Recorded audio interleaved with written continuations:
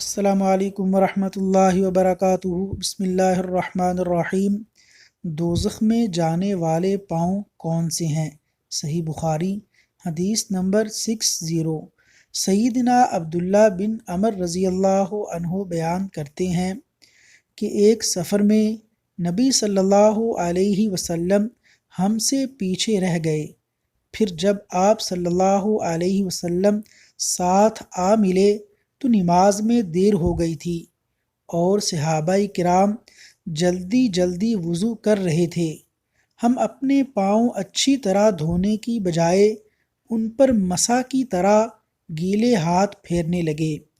یہ دیکھ کر آپ صلی اللہ علیہ وسلم نے 2 یا 3 مرتبہ بآواز بلند فرمایا، دوزخ میں جانے والی ایڑیوں پر افسوس۔ اللہ تعالیٰ عمل کی توفیق عطا فرمائے، آمین۔